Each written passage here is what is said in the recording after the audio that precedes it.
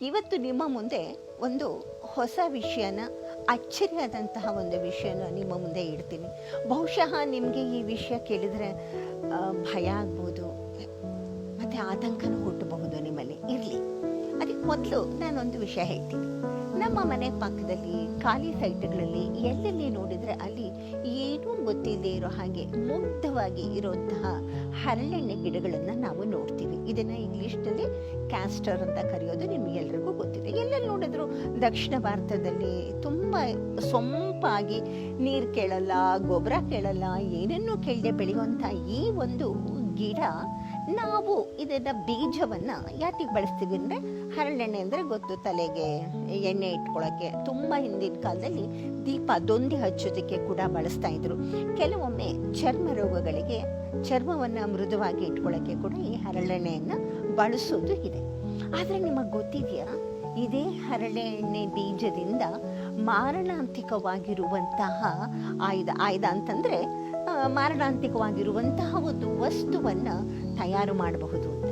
ಹೀಗೆ ಮಾರಣಾಂತಿಕವಾಗಿರುವಂತಹ ವಸ್ತುವನ್ನು ತಯಾರು ಮಾಡಿ ಇಡೀ ಒಂದು ಜನಾಂಗವನ್ನೇ, ಒಂದು ಸಂಸ್ಕೃತಿಯನ್ನೇ, ಒಂದು ಪೂರ್ತಿ ಏನು ಒಂದು ಸಂಸ್ಕಾರ ಅಂತ ತಿಳ್ಕೊಂಡಿದ್ದೀವೋ ಅದು ಎಲ್ಲವನ್ನು ನಾಶ ಮಾಡೋದಕ್ಕೆ ಬಳಸಲಿಕ್ಕೆ ಕೂಡ ಸಾಧ್ಯವಾಗಿದೆ. ಅದಕ್ಕೆ ಒಂದು ಪ್ರಯತ್ನ ಕೂಡ ಇತ್ತೀಚೆಗೆ ಒಬ್ಬ ಮುಸ್ಲಿಂ ಟೆರರಿಸ್ಟು ಇದನ್ನು ಬಳಸಿಕೊಂಡಿದ್ದಾನೆ. ಅದು ಭಾರತ ಸರ್ಕಾರ ಅವನನ್ನು ಹಿಡಿದು ಆಯಿತು, ಅದು ಬೇರೆ ವಿಷಯ. ಈಗ ನಾವು ಯೋಚನೆ ಮಾಡಬೇಕಾಗಿರೋದು ಏನಂತ ಹೇಳಿದರೆ, ಹೇಗೆ ಈ ಕ್ಯಾಸ್ಟರ್ ಅಂತ ಅನ್ನೋದು, ಹರಳೆಣ್ಣೆ ಅಂತ ಅನ್ನೋದು ನಾವು ನಂಬಿದ್ವಲ್ಲ, ಇದರಿಂದ ಹೇಗೆ ವಿಷವನ್ನು ತಯಾರು ಮಾಡ್ಬೋದು ಅಂತ. ಒಂದು ಗಾಬರಿ ಪಡುವಂಥ ಇನ್ನೂ ಒಂದು ಅಂಶ ಏನಪ್ಪ ಅಂತ ಹೇಳಿದ್ರೆ, ಈ ಹರಳೆಣ್ಣೆ ಬೀಜದಿಂದ ಈ ವಿಷವನ್ನು ನಾವು ತೆಗಿತೀವಲ್ಲ, ಅದು ಕಷ್ಟ ಇಲ್ಲ. ತುಂಬ ಸುಲಭವಾಗಿ ನಮ್ಮ ಮನೆ ಒಳಗೆ ಇರುವಂತಹ ವಸ್ತುಗಳನ್ನೇ ಬಳಸ್ಕೊಂಡು ಇದರಿಂದ ವಿಷವನ್ನು, ಅಂದರೆ ಇದರ ಒಳಗಡೆ ಬೀಜದಿಂದ ಎಣ್ಣೆಯನ್ನು ತೆಗೆದಾಗ ಕೆಳಗಡೆಗೆ ಒಂದು ರೆಸಿಡ್ಯೂ ಉಳಿಯುತ್ತೆ. ಅದರೊಳಗೆ ಈ ವಿಷದ ಪ್ರಮಾಣ ತುಂಬ ಇರುವಂತಹ ರಿಸಿನ್ ಅನ್ನುವಂತಹ ಒಂದು ಅಂಶ ಇದೆ. ಇದು ಎಷ್ಟು ಸಣ್ಣ ಪ್ರಮಾಣ ಅಂತ ಹೇಳಿದ್ರೆ, ಒಂದು ಕಾಲ್ ಟೀ ಚಮಚಕ್ಕಿಂತ ಒಂದು ಕಡಿಮೆ ಪ್ರಮಾಣದಲ್ಲಿ ಇದನ್ನು ತೆಗೆದುಕೊಂಡು ಬೇರೆ ಇನ್ಯಾವುದೋ ತಿನ್ನೋ ವಸ್ತುವಿನ ಜೊತೆ ಇದನ್ನು ಬೆರೆಸಿದಾಗ ಅಲ್ಲಿ ಸಾವು ಗ್ಯಾರಂಟಿ. ಈಗ ಇತ್ತೀಚೆಗೆ ಈ ಮುಸ್ಲಿಂ ಟೆರರಿಸ್ಟ್ ಇದನ್ನು ಎಕ್ಸ್ಟ್ರಾಕ್ಟ್ ಮಾಡ್ತಾ ಇದ್ದಿದ್ದ ಕಾರಣ ಏನಂತ ಹೇಳಿದ್ರೆ, ಭಾರತೀಯರೆಲ್ಲರೂ ತುಂಬ ಸುಲಭವಾಗಿ ತಿನ್ನೋದು ದೇವರ ಪ್ರಸಾದ. ಎಲ್ಲರೂ ಬಂದಲ್ಲಿ ಸೇರ್ತಾರೆ, ತಿಂತಾರೆ.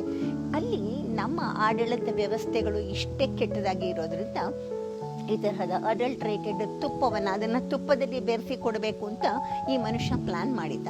ಇದನ್ನು ಹಾಕಿದಾಗ ನಾವೆಲ್ಲರೂ ಇದನ್ನು ತಿಂದರೆ ಮಾರಣಾಂತಿಕವಾಗಿರುವಂಥದ್ದು ನಡೆಯುತ್ತೆ. ಇದು ಹೇಗೆ ಮಾರಣಾಂತಿಕವಾಗಿರುವಂಥ ಕೆಲಸ ಮಾಡುತ್ತೆ ಅಂದರೆ, ಇದು ಒಂದು ವಿಷಪೂರಿತವಾಗಿರುವಂತಹ ಒಂದು ಅಮೈನೋ ಆಸಿಡ್ ಇದರೊಳಗೆ ಇದೆ.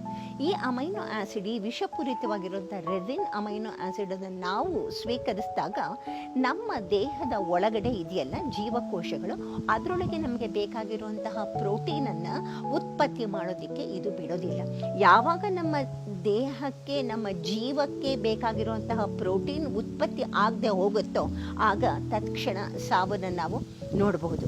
ಇದನ್ನು ಅನೇಕ ಕಡೆ ಇದನ್ನು ಒಂದು ಮಾರಣಾಂತಿಕವಾದಂತಹ ವಸ್ತುವನ್ನಾಗಿ ಬಳಸಿರೋದು ಉಲ್ಲೇಖ ಅಲ್ಲಲ್ಲಿ ಸಿಗುತ್ತೆ ನಮಗೆ. ಸೆಕೆಂಡ್ ವರ್ಲ್ಡ್ ವಾರಲ್ಲಿ ಇದನ್ನು ಉಪಯೋಗಿಸಿದ್ದಾರೆ, ಅಲ್ಲೂ ಕೂಡ ಟೆರರಿಸ್ಟ್ಗಳು ಇದನ್ನು ಉಪಯೋಗಿಸ್ಕೊಂಡಿದ್ದಾರೆ. ಆ ನಂತರ ಇನ್ನೊಂದು ಉಲ್ಲೇಖ ಇರೋದು, ಇದು ಬ್ರಿಟಾನಿಕಾದಲ್ಲಿ ಉಲ್ಲೇಖ ಆಗಿದೆ. ಬ್ರೆಜಿಲ್ ದೇಶದಿಂದ ಒಬ್ಬ ಬಂದ ವ್ಯಕ್ತಿ ತಪ್ಪಿಸ್ಕೊಂಡು ಅಲ್ಲಿಂದ ಬಂದವನು ಲಂಡನ್ನಲ್ಲಿದ್ದಾಗ ಬ್ರೆಜಿಲ್ ಪೊಲೀಸರು ಅವನನ್ನು ಹಿಡಿದು ಈ ರೆಸಿನ್ ಅನ್ನೋದನ್ನು ಅವನ ದೇಹದ ಒಳಗಡೆಗೆ ಅವರು ತುಗ್ಗಿಸ್ತಾರೆ. ಪುಟ್ಟ ಪುಟ್ಟ ಪೆಲೆಟ್ಗಳ ಮೂಲಕ ನುಗ್ಗಿಸ್ತಾರೆ ಅವನ ದೇಹಕ್ಕೆ. ತೀರಾ 2 ದಿವಸದಲ್ಲಿ ಅವನು ಸಾಯ್ತಾನೆ. ಹಾಗೆ ಇದು ಮಾರಣಾಂತಿಕವಾಗಿರುವಂಥದ್ದು ಅಂತ ಅನೇಕ ಕಡೆ ಉಲ್ಲೇಖ ಆಗಿದೆ.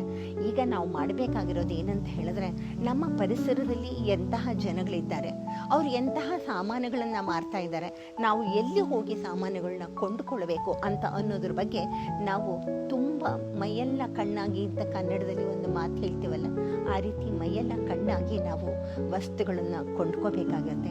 ಯಾವಾಗ ಯಾವುದರ ಜೊತೆ ಈ ರೆಸಿನನ್ನು ಸೇರಿಸಿ ಒಂದು ಸಂಸ್ಕೃತಿಯ, ಒಂದು ಜನಾಂಗವನ್ನು ನಾಶ ಮಾಡಬೇಕು ಅಂತ ಇದ್ದಾರೋ ಅದು ನಮಗೆ ಯಾರಿಗೂ ಗೊತ್ತಿಲ್ಲ. ನಮಗೆ ಇದು ನೀವು ತೆಗೆದುಕೊಳ್ಳೋ ಸೇಬಿನ ಹಣ್ಣಲ್ಲಿ ಕೂಡ ಇದನ್ನು ಇಂಜೆಕ್ಟ್ ಮಾಡ್ಬೋದು.